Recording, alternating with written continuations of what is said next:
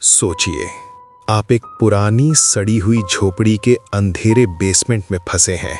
दीवारों से खून बह रहा है और किसी मरी हुई आवाज में कोई किताब खुद ब खुद खुल रही है।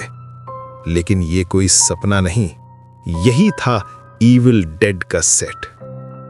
आज मैं आपको इविल डेड मूवीज के 10 ऐसे डरावने और अजीब फैक्ट्स बताने वाला हूं जिनके बाद आपको महसूस होगा कि ये हॉरर सिर्फ स्क्रीन पर नहीं, असल जिंदगी में भी जिंदा था। चलिए नेक्रोनॉमिकॉन का पन्ना पलटते हैं। फैक्ट नंबर 1, ये फिल्म जहां शूट हुई वो कैबिन खुद एक शापित जगह जैसा था। द इविल डेड 1981 किसी स्टूडियो में नहीं बल्कि टेनेसी के बीच जंगल में पड़े एक सड़े गले टूटे फूटे कैबिन में शूट हुई थी। टीम महीनों तक ठंड, मिट्टी, कीचड़ और धुएं से भरी उस झोपड़ी में फंसी रही। हीटर नहीं, आराम नहीं, दिन में रिहर्सल, रात भर शूट। एक एक करके कई क्रू मेंबर हार मानकर भाग गए, लेकिन ब्रूस कैंपबेल और सैम राइमी वहीं टिके रहे। शूट के दौरान लोगों को चोटें लगीं, एलर्जी हुई, बीमारियां हुईं, और जब फिल्म खत्म हुई कुछ समय बाद वही कैबिन रहस्यमयी तरीके से जलकर राख हो गया। अब वहां सिर्फ जला हुआ मलबा और पेड़ों के बीच एक खाली जगह बची है, जैसे किसी ने वो जगह निगल ली हो। फैक्ट नंबर 2, डेडाइट बनने के लिए एक एक एक्टर को लगभग अंधा बना दिया जाता था। इन्हें देखकर लगता है बस मेकअप है, लेकिन असल डर तो उनकी आंखों के पीछे छुपा था। डेडाइट्स की भूतिया सफेद आंखें दिखाने के लिए जो कॉन्टैक्ट लेंस इस्तेमाल हुए वो आज के सॉफ्ट लेंस नहीं थे, बल्कि मोटे, कठोर, पूरे नेत्र गोलक पर चढ़ जाने वाले स्क्लेरल लेंस थे। ये इतने सख्त थे कि एक्टर लगभग कुछ देख ही नहीं पाते थे।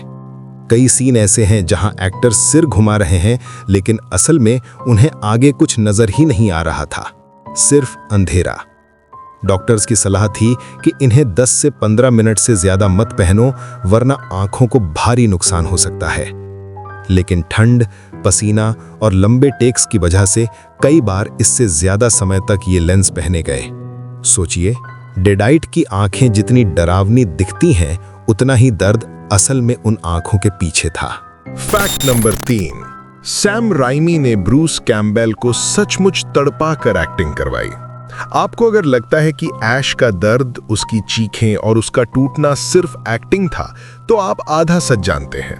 डायरेक्टर सैम राइमी और ब्रूस कैंपबेल बचपन के दोस्त हैं, और इसी दोस्ती की वजह से राइमी ने उन्हें सेट पर लगभग शिकार बना डाला।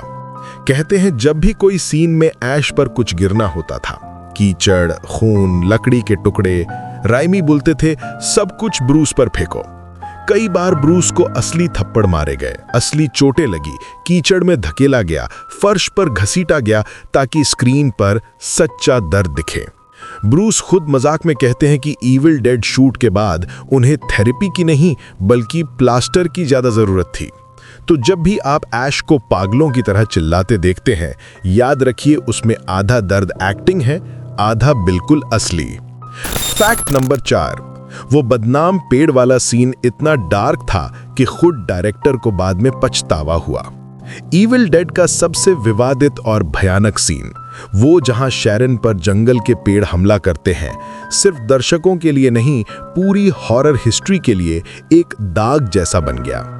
उस सीन में ट्री असॉल्ट को जिस ग्राफिक तरीके से दिखाया गया, उससे इतने लोग डिस्टर्ब हुए कि कई कंट्रीज ने फिल्म पर बैन लगा दिया। कई ने उस सीन को पूरी तरह काट डाला। यूके में तो ये फिल्म वीडियो नास्टी लिस्ट में चली गई, यानी ऐसी फिल्में जिन्हें सरकार खुद खतरनाक मानती थी। सालों बाद इंटरव्यूज में सैम राइमी ने माना कि वो सीन बहुत ज्यादा था, और अगर वो आज फिल्म बनाते तो उसे या तो बदल देते या हटा देते। सोचिए, जब एक हॉरर डायरेक्टर खुद कहे कि मैंने हद पार कर दी थी, तो उस सीन का लेवल कितना डिस्टर्बिंग होगा। फैक्ट नंबर 5, इविल डेड को वाकई पुलिस ने जब्त करके टेप्स तक नष्ट कर दिए थे। ये सिर्फ एक फिल्म नहीं थी, ये 80s में एक अपराध जैसी मानी जाने लगी थी। यूके और कुछ और देशों में द इविल डेड को इतना खतरनाक माना गया कि पुलिस ने वीडियो स्टोर्स पर छापे मारकर इसकी VHS टेप्स जब्त कर लीं। कुछ केसेस में टेप्स को सरकारी आदेश पर नष्ट कर दिया गया, जैसे कोई अवैध सामान हो। लोगों का मानना था कि ये फिल्म बच्चों को बिगाड़ देगी, लोगों को हिंसक बना देगी और रात में बुरे सपने फैला देगी। विडंबना देखिए, आज के हिसाब से ये क्लासिक हॉरर है, लेकिन कभी इसे देखने को भी एक गुनाह जैसा समझा जाता था। तो ये थे इविल डेड के पहले 5 शैतानी और सबसे अजीब फैक्ट। लेकिन बुरी खबर यह है कि सबसे ज्यादा खून, सबसे पागलपन भरी हिंसा और नेक्रोनोमिकॉन के गहरे राज अभी बाकी हैं। दूसरे पार्ट में हम बात करेंगे उस खून की बरसात की, असली चेनसॉ के खतरे की, शौपित किताब के पीछे की कहानी की, दम घोटने वाले बेसमेंट की और उन आवाजों की जिन्हें सुनकर आपको लगेगा कि कोई आपके कमरे में भी फुसफुसा रहा है। अगर तुम्हें पार्ट 2 देखना है तो अभी चैनल को सब्सक्राइब कर दो, ताकि जैसे ही दूसरा हिस्सा अपलोड हो नोटिफिकेशन तुम्हारे फोन पर दस्तक दे, उससे पहले कि कोई डेडाइट तुम्हारे दरवाजे पर दे दे। कमेंट में लिखो इन 5 में से कौन सा फैक्ट तुम्हें सबसे ज्यादा डराया या चौंकाया। और अब नेक्रोनोमिकॉन बंद कर दो जब तक पार्ट 2 ना आ जाए।